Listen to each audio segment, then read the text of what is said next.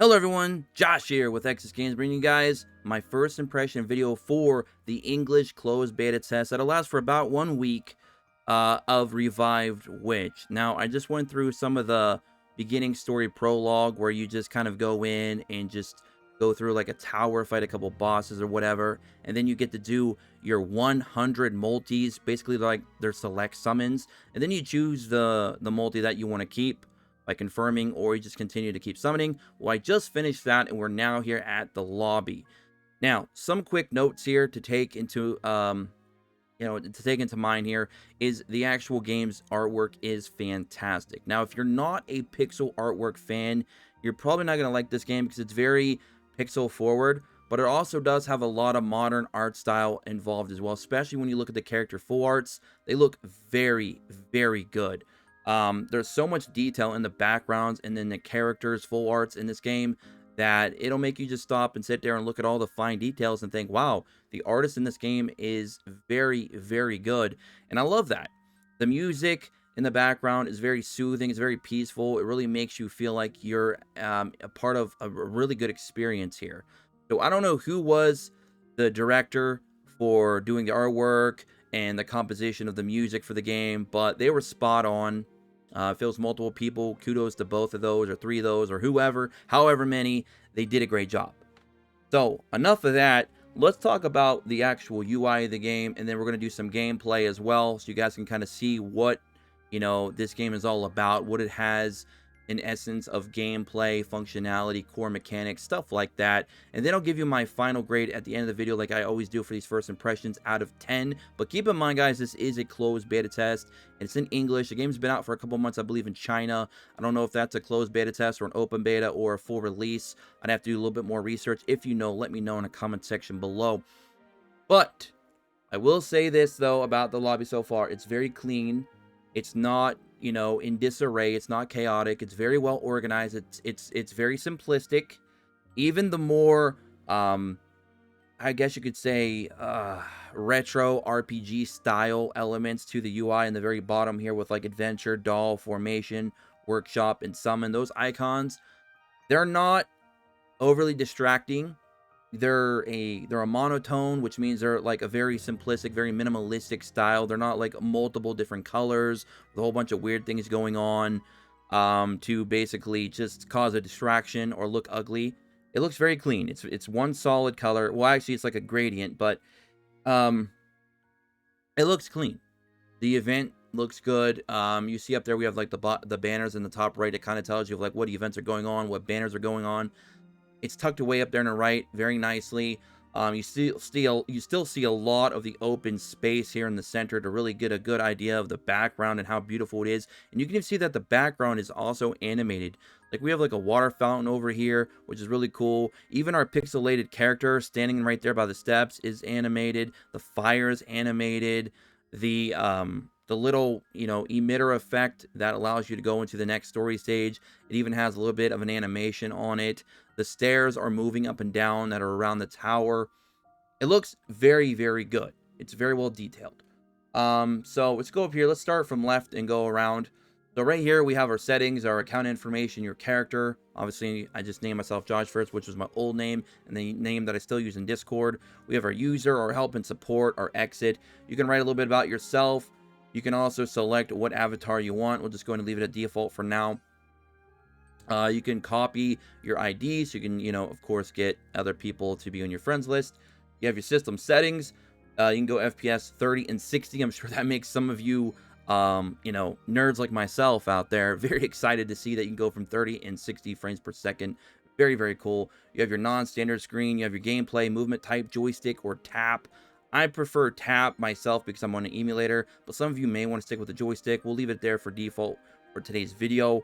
Minimap UI, hide when moving, display, default mode, free mode for auto combat, buff display on and off, joystick position, joystick position, fixed or free. If you're going to use joystick positioning with like an emulator, so you can use, keyboard controls, I would say go ahead and make it fixed. That way it's not moving all over the place.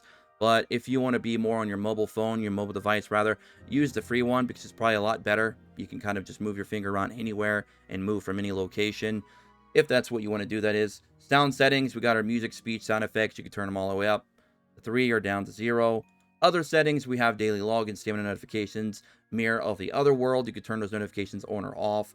Then we have the community. They got their Twitter, Facebook, Instagram, YouTube, and Discord that you can join or follow. They also have Reddit and Twitch. Very rarely do you see these companies actually have their own Reddits. That's something you don't see too often. So they are really going in on their social media campaigning, which is what you really want to do. And that's how you market your game in 2021, guys, ladies and gentlemen. So there is that. And we're currently level 1, 170 out of 300 EXP to get level 2. We have our fully restore in 33 minutes. I'm assuming we're at 63 out of 70 on our stamina. You can see here you can restore stamina with a stamina elixir or souls. 10 chances per day, and then this one expires, blah, blah, blah. And then you have here your diamonds, a precious mineral that can be exchanged for other resources. And then you have your regular souls. Wait, these are I was going to say, yeah, diamond and souls. Making sure they weren't named the same thing, because I thought I was tripping for a minute. All right, so then we have the shop. We have our level 1 adventure pack. Let's go ahead and just pick that up. Now, there is no spending real money in this closed beta test, which I do admire that. We also have the groceries here as well. Some other various resources that you can buy from the shop. You have the golden petal, the white petal. So you guys can see all the various things you can purchase from there. All right, we have our gifts. We're currently on a 7-day login event right now. Day 3, we get an Arcana SSR Fortune Teller unit. You can even see a little bit of information about the unit right here. See the health, attack, physical defense, magic defense. It at max level, which is currently level 90. Skills maxed out, which you can see here. The UI, again, is very clean, very precise, very organized. It's not all over the place. I like that. It is very, very good. And like I said, guys, if you look here again, look at these full character artworks. They look very, very good. So, very nice there. So we have our adventure, doll, formation, workshop, and summons. Basically, dolls are basically what they call units in this game. If you're familiar with dolls from like Nier, it's kind of like the same situation. I believe this game is kind of centered around a girl and her memories, kind of similar to Nier as well. If I'm mistaken, let me know in the comment section below, but I believe that's kind of what it is. And you can see here the character cards look very, very good. I do love the cards here. They tell you what type the character's class is and what element they belong to, their level, if they're a UR, SR, SSR, rare, etc. They all have their own background colors and border frames, depending on their colors. Depending on their grade as well, which is very, very cool. Nice filtering system, very clean. Level, rarity, time. You also see ascending, descending, all that good stuff. Let's go in and check out the UR that I just picked up from the actual selective summons here. I don't know if she's good or not. I didn't really look into any tier lists or anything like that. I just kind of grabbed the first UR that had a lot of SRs in my 10 poll, and it was the best one I had, so I just took it. But her name is Hildonia. She has a freaking Pegasus, so I just was like, okay, she's got a Pegasus, so I want it. Obviously, if she's bad, I'll find out later on, but for right now, I'm just going to enjoy it because she looks really, really cool. And you can see here, you have all the different settings here. You can swap between different characters that we have. I also like Zerny. Her design looks pretty cool as well. So there's a lot of really cool designs. And you can see there the class is Destroyer, Guardian, Compeller, etc., etc. And then you have their different typings. So, I mean, that's pretty much it. I mean, you guys kind of get the idea here. You have your auto-remove, auto-equip for gear when we start getting into that point. Their level up to like 30, and then you have to like ascend them, I guess, to break, or limit break them rather, to get past that level 30 to get up to the next one. Even a UR is still locked at 30, so you have to limit break them. And from what I can tell, limit breaking were free-to-play items that you get from just grinding. So you don't need dupes to actually limit break. You use dupes for just getting other things like, you know, stat increases and stuff like that. But the actual level breaking is done through a limit break system that can be, you know, just farming materials. That's really good. I like to hear that. That's free to play friendly in my opinion. Then we have our formations here. You can have 3 deployed, you can have 3 backup, and then 1 assistant, I do believe. They're just telling me, it's just making me go through this like mini tutorial real quick. So you guys can see here, you have your deployed, your backup. You got 4 different teams you can utilize. So there you go. Workshop. equipment not acquired. This is probably going to be like decompose, building up, selling gear, maybe stuff like that, I'm assuming. Summon, obviously, we have the Soul Summon, which is going to be up permanently for the rest of this beta. And then we have the Awakening Summon, that's going to be here till 9/16. I believe the beta goes till the 23rd, so this will not be here the entirety of the closed beta. You can see here that it's time limited raid up from 9/15 to 9/16. A UR doll was guaranteed within 80 summons, so there's a built-in pity. Raid up doll was guaranteed within 160 summons, so basically you're going to be getting this unit no matter what if you go to 160 on the pity. You can see here that it costs 200 souls to do a single, 2,000 to do a multi-summon. One time only, you get 10 summons, 50% off. So I'm assuming you're going to need like 1,000 souls to do that. Got the details here of the raid up unit. Very cool. Akasha. So there you guys go. I mean, that's pretty much all there is to it with the summoning, obviously. I don't know if this shows anything. Seeing if this shows anything here. Okay, so accounts for 50% of UR's drop rate, Akasha. So I'm assuming that if you pull UR, you have a 50-50 chance of it being Akasha. I'm assuming that's what that says. I could be incorrect there. All available dolls, UR drop rates 2%, and then it shows all the different ones available. And then we have the drop rate for SSRs is 8%. SR drop rate is 40%. And then the rare drop rate is only 50%. So the rates don't seem too bad. 2% is pretty much industry standard these days. 2 to 3% is right around, you know, it just is right on pace there. So that's not bad. That's even higher than some games recently that are like around 1% or even lower. And you guys probably know what game I'm talking about here on this channel alone. We've covered a couple of them here recently. So that's very, very cool. And again, they have that built-in pity system, which is awesome. I always like to see pity systems. If there ain't a pity system in a gacha, it's kind of like a big red flag to me. So I'm glad to see that that is there. Looks like you got like a quick jump here. The hamburger icon, as we like to call it in the web design world, that it can allow you to go to some of those areas. We have the Hall of Origin, Adventure, Doll, Formation, Workshop, Summon, Shop settings, which we've already talked about previously. So again, that's pretty much the lobby for the most part, and how to quickly access various areas of the game. Now let's go and do some gameplay so we can finish off this first impression video on a high note. Now, we're currently on Chapter 1, Chrono Tower. We are going to be doing, it looks like Chapter 1, Story Stage 2. Yes, and it says recommend a level of 3, which isn't always going to be the case. Sometimes it's going to come down to your team skills, your team builds, and, you know, just how much investment you have in individual units. So let's go ahead and do this. It's going to cost 6 stamina. Let's start adventure. It says the current team includes empty slots. Start. Yeah, let's go ahead and start anyways. And let's go ahead and do it. So let's go. And again, UI, very clean, very good. Music, very nice, very soothing.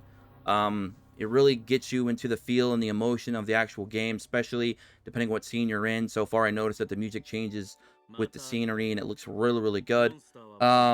This mysterious black cat is in like the prologue, the very beginning of the game. You see it. Very good that they animated the actual dialogue images. They're not just static, so I admire that. I wish they would do the same on summoning as well, but they didn't. So that's unfortunate, but maybe that's just my little nitpick I have here, because obviously the game's not going to be perfect. It's in beta, and I've never played a game that's a 10 out of 10 anyways. But so far, from what I can tell, it looks very nice. Let me go up here. Let me go and pick up this crate. We've got some mana here, and you guys definitely want to explore more of these dungeons than I will be in this video. You want to definitely go to all the different areas and explore, because there's like little mini puzzles in the game, like open this and open that, you know, move pathways around to get to different areas of the map. It's really, really cool. This is definitely a true to form RPG, modernized, and I love it. So I'm trying to see. I guess we just go right through it. It says step close to the mirror and tap the button at the lower right corner. Close to the mirror. I'm assuming that red button, right? Yeah. Go and turn that. Did that do anything, or do we got to keep turning it? There we go. Okay, that's cool. See, like I said, guys, little mini puzzles in the game. I love it. I love seeing stuff like that. And we're just going to get to a point where we're going to be fighting an enemy, and then we're going to go ahead and call it quits there, because I think we've pretty much shown and talked about pretty much everything we can here in the game. Go and turn that. Oops, did we turn it too far?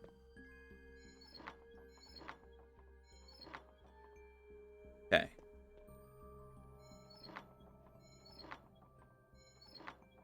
Okay. Go and turn this one now. There we go. Easy. A lot of fun there. Like I said, I'm going to be setting this up later on to be used on BlueStacks with just a tap to move instead of the actual joystick. It's a lot easier for me, but I just wanted to leave it there so you guys can kind of just see how you play the game by default. All right, there we go. Main story, collect the mirror shards, 2 out of 5. We got a person over here that's hurt, it looks like. A low groaning. Okay.